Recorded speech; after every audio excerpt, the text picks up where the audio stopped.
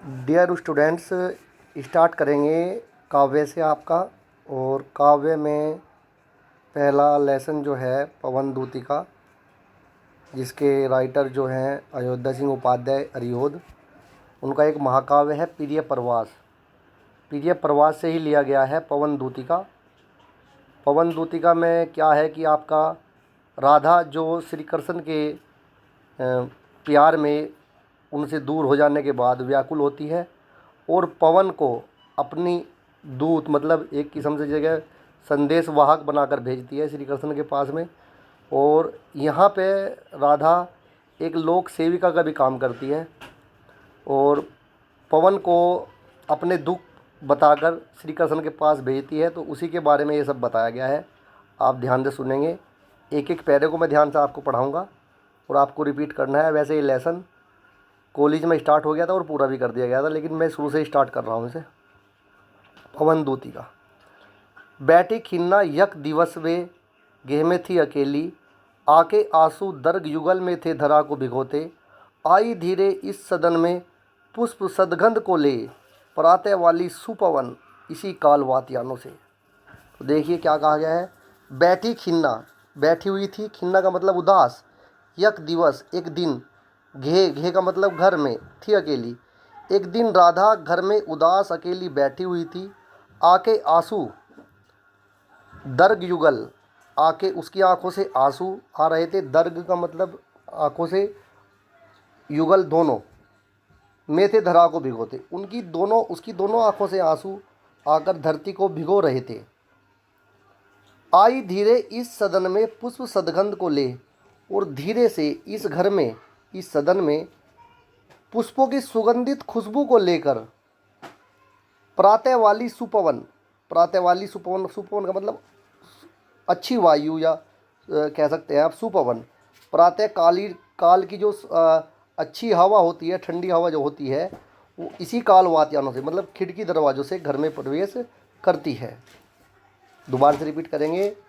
बैठी खिन्ना यक दिवस में, घेह में थी अकेली, एक दिन दादा घर में अकेली उदास बैठी हुई थी। आके आंसू दर्ग युगल में थे धरा को भिगोते, उसकी दोनों आंखों से आंसू निकलकर धरती को भिगो रहे थे। आई धीरे इस सदन में पुष्प सदगंध को ले, प्रातः वाली सुपवन इसी काल वात्यानों से। प्रातः काल की ताज़ी हवा पुष्पों की सुगंधित खुशबू को लेकर इस घर के खिड़की दरवाजों से प्रवेश करती है। नंबर 2 लेके चलेंगे अब।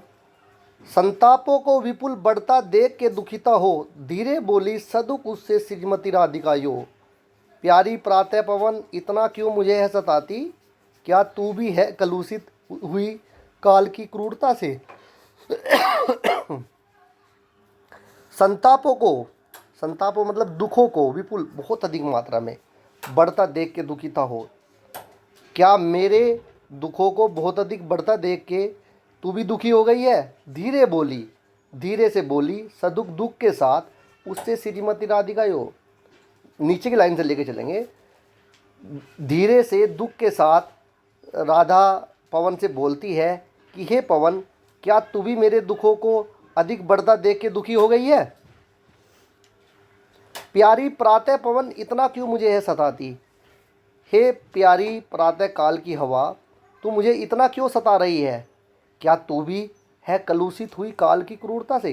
भाई देखिए कि कह रही है राधा कि प्यारी जो सुबह की जो हवा है, जब आप मॉर्निंग वॉक पे बाहर निकलते हो तो सुबह की ताज़ी हवा बहुत प्यारी लगती है नहीं। लेकिन राधा उससे कह रही है कि पवन तो मुझे बहुत अच्छी लगनी चाहिए, बहुत प्यारी लगनी चाहिए, लेकिन क्या तू भी मेरे दुखों से भर गई है और मेरे दुखों के चक्रव्यूह में फंस गई है कि तू मुझे इतनी बुरी लग रही है। तो वही कहा गया है कि प्यारी प्रातः पवन इतना क्यों मुझे है सताती, क्या तू भी है कलुषित हुई काल की क्रूरता से। क्या मेरे ऊपर जो ये विरह का जो चक्र चला हुआ है, तू भी इससे दूषित हो गई है, कलुषित हो गई है कि प्यारी प्रातः पवन तू मुझे बहुत कष्टदायी लग रही है, दुख तू भी मुझे कष्ट दे रही है, अच्छी नहीं लग रही है। नंबर 3 लेके चलेंगे। आगे बोलती है वो, मेरे प्यारे नव जलद से कंज से नेत्र वाले, जाके आए न मधुबन से ओने भेजा संदेशा। मैं रो रो के प्रिय विरह से बावली हो रही हूँ, जाके मेरी सब दुख कथा श्याम को तू सुना दे। आगे कहती है वो पवन से, राधा पवन से कहती है कि मेरे प्यारे प्यारे बोल लिया वो श्री कृष्ण को, कि मेरे प्यारे जो श्री कृष्ण है नव जलद नए बादलों के समान कंज से नेत्र वाले।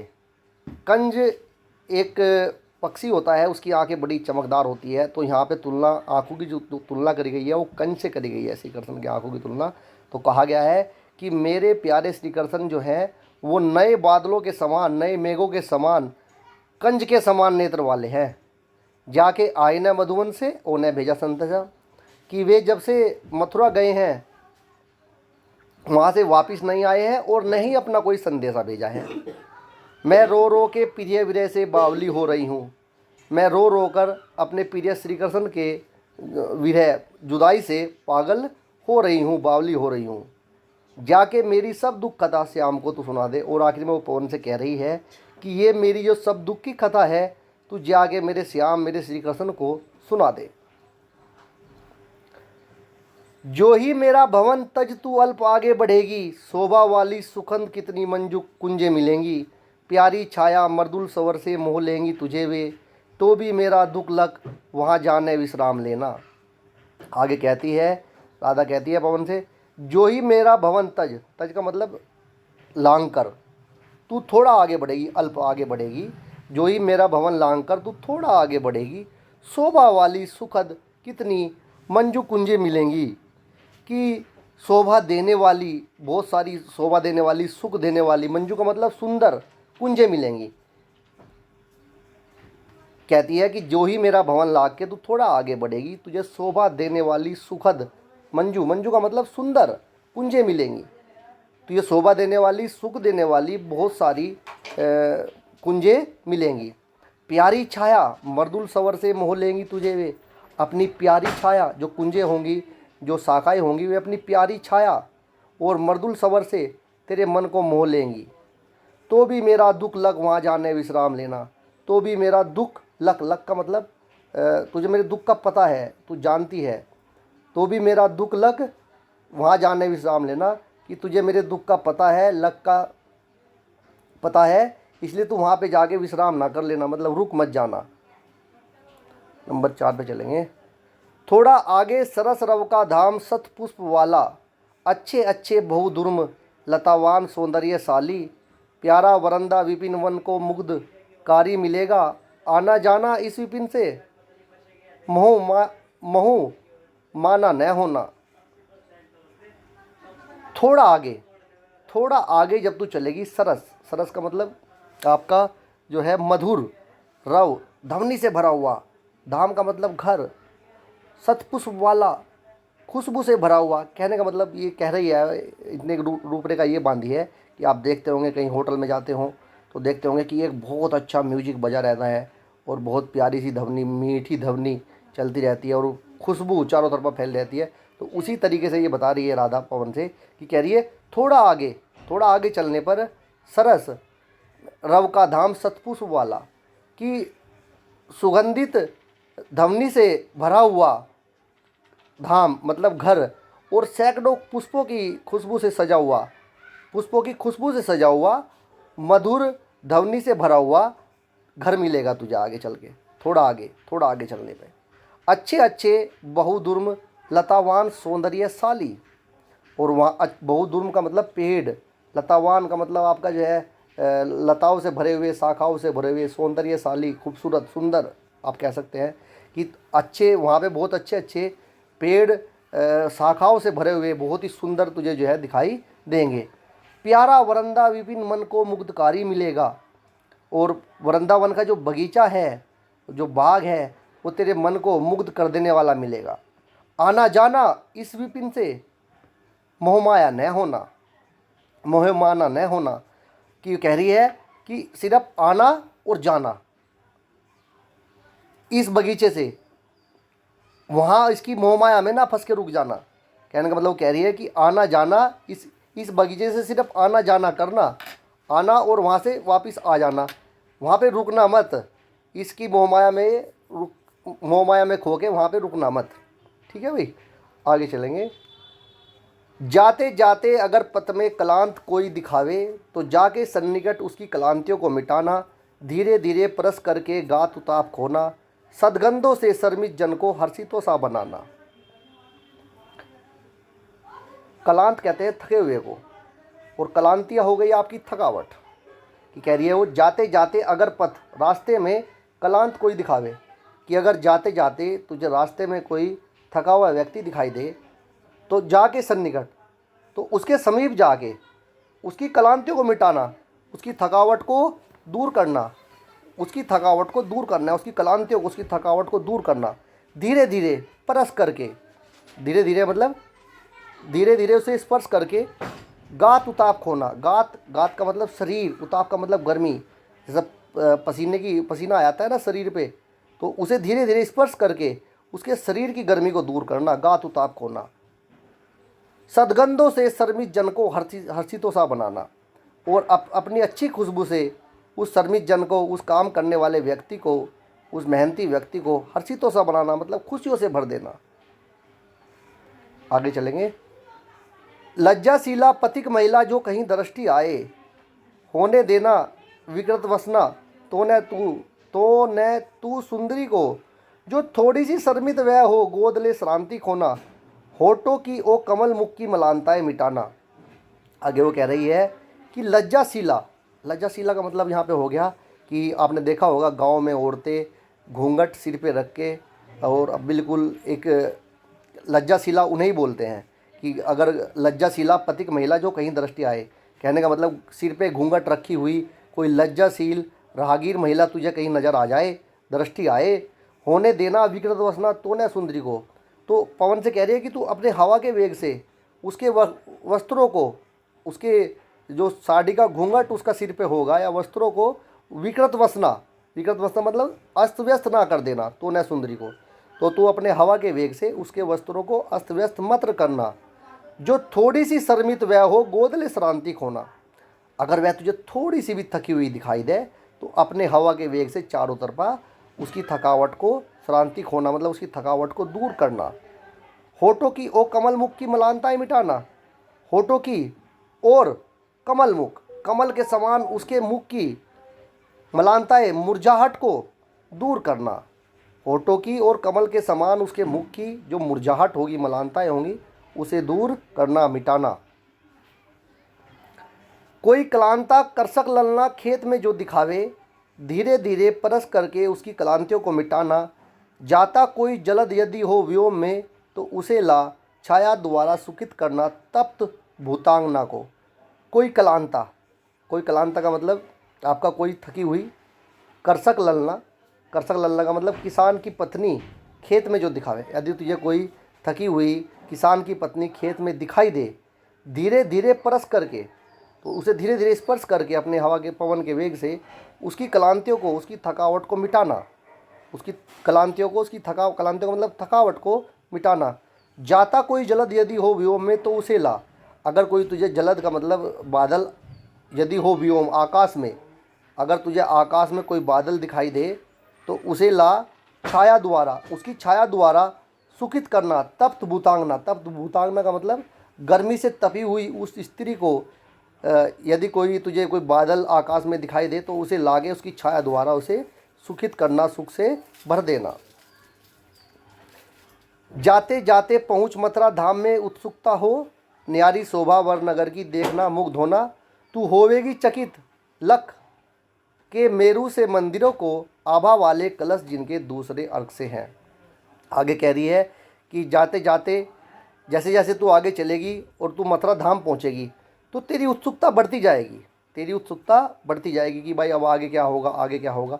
जाते जाते पहुँच मथुरा धाम में उत्सुकता हो, कि जैसे जैसे तू आगे बढ़ेगी और मथुरा धाम पहुँचेगी, तो तेरी उत्सुकता बढ़ती जाएगी। न्यारी शोभा वर नगर की देखना मुग्ध होना, उस नगर की जो शोभा है वो बहुत ही न्यारी है, उसे देखना और मुग्ध होना।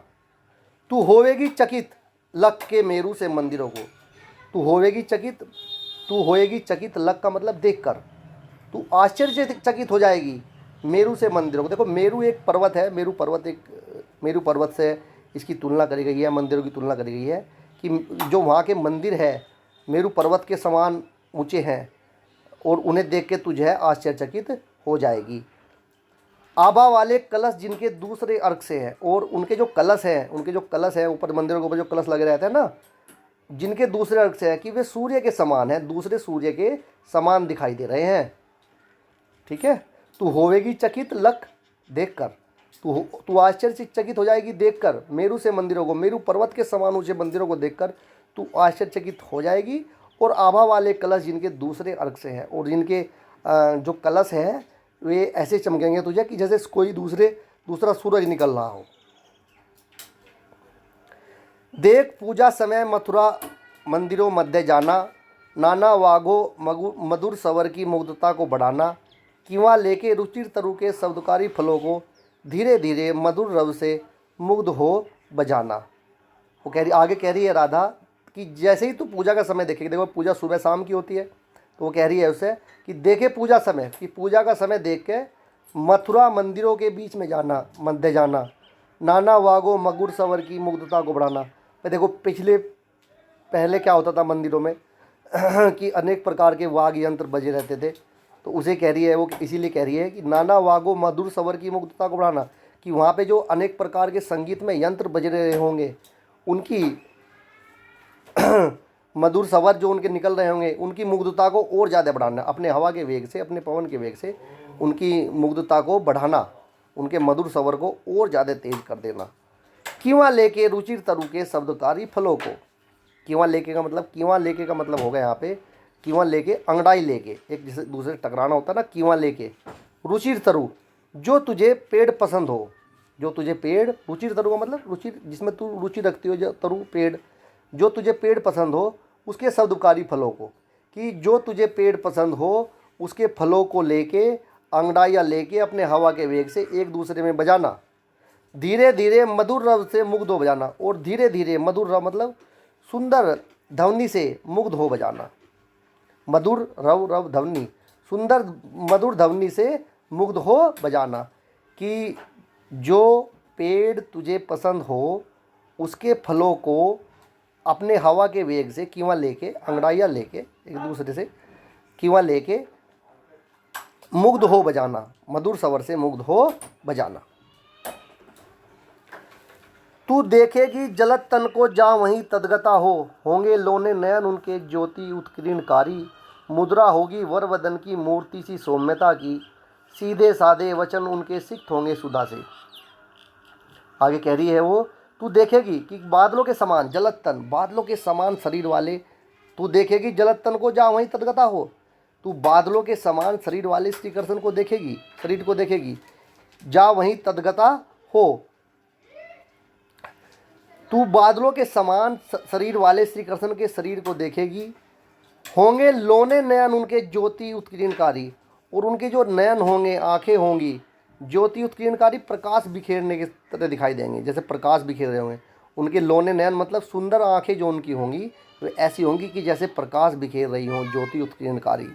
मुद्रा होगी वर वदन की मूर्ति सी सौम्यता की, कि उनकी मुद्रा मतलब जो वे खड़े हुए ऐसे लगेंगे तुझे, मुद्रा मतलब खड़े होने का जो उनका स्टाइल होगा वे ऐसे लगेंगे तुझे खड़े होते हुए कि जैसे मूर्त सी खड़ी हो, मूर्त सी खड़ी हो। मुद्रा होगी वर वदन की मूर्ति सी सौम्यता की, सीधे साधे वचन उनके सिक्त होंगे सुधा से, और उनके जो वचन होंगे, उनके जो बोल होंगे वे तुझे ऐसा लगेंगे कि जैसे अमृत से भरे हुए हैं, अमृत से भरे होंगे। सिक्त होंगे सुधा से, सुधा अमृत सिक्त भरे हुए होंगे।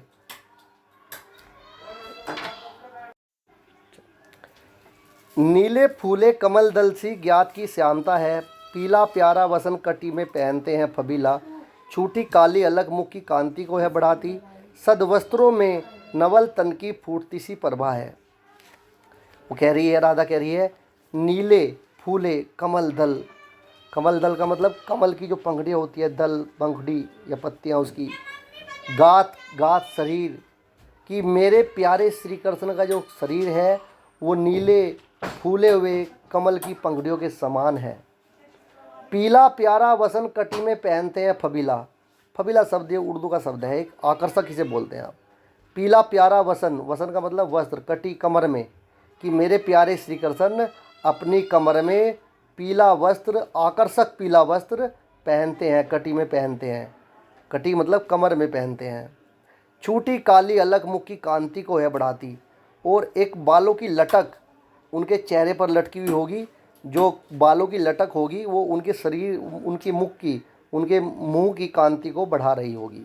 छोटी काली अलग मुख की कांति को है बढ़ाती, कि एक अलग बालों की एक अलग उनके मुख की कांति को बढ़ा रही होगी।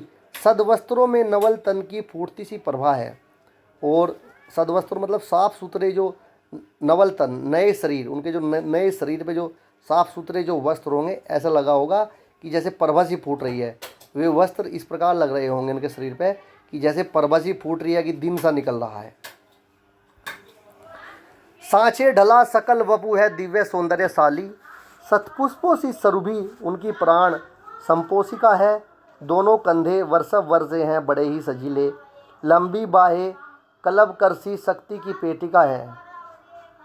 सांचे ढला सकल वपु है दिव्य सौंदर्यशाली, कि उनका जो शरीर है वो ऐसा है कि जैसे किसी सांचे में ढला हुआ है। दिव्य सौंदर्यशाली मतलब बहुत अधिक सुंदर, देवताओं के समान सुंदर। उनका जो शरीर है वो ऐसा है कि जैसे किसी सांचे से ढला हुआ है। दिव्य सौंदर्यशाली, बहुत ही सुंदर सांचे में ढला हुआ है। सतपुष्पों सी सुरभि उनकी प्राण संपोषिका है, और जो उनकी सांस है, जो वे सांस ले रहे हैं, ऐसा लग रहा है कि वो सैकड़ों पुष्पों की खुशबू से भरी हुई हो। उनकी प्राण संपोषिका है, उनके प्राणों को चलाने वाली है। उनकी जो सांस है वो सैकड़ों पुष्पों की खुशबू से भरी हुई है, और उनकी सैकड़ों पुष्पों की खुशबू से भरी हुई है। प्राण संपोषिका है, उनकी सांसों को चलाने वाली है। दोनों कंधे वर्षव वर्षे हैं बड़े ही सजीले, उनके जो कंधे, दोनों कंधे हैं वे बैल के समान, सांड मतलब बैल के समान, सजीले मतलब हष्ट पुष्ट, बैल के कंधों के समान तुझे दिखाई देंगे। दोनों कंधे वर्षव वर्षे हैं बड़े ही सजीले, उनके दोनों कंधे बैल के समान बहुत ही सजीले हैं। लंबी बाहें कलब करसी शक्ति की पेटिका है। कलब कर मतलब हाथी की सूंड के समान, उनकी जो बाहें हैं वे हाथी की सूंड के समान। शक्ति की पेटिका मतलब शक्ति की पेटिका मतलब शक्ति से भरी हुई। उनकी दोनों बाहें हाथी की सूंड के समान शक्ति से भरी हुई पेटिका के समान है। ठीक है डियर स्टूडेंट्स, आज के लिए इतना ही। कल फिर आपके सामने इस लेसन को पूरा कर देंगे, और इस लेसन की जो आधी वीडियो रह गई है वो कल आपको मिल जाएंगी। जय हिंद, जय भारत।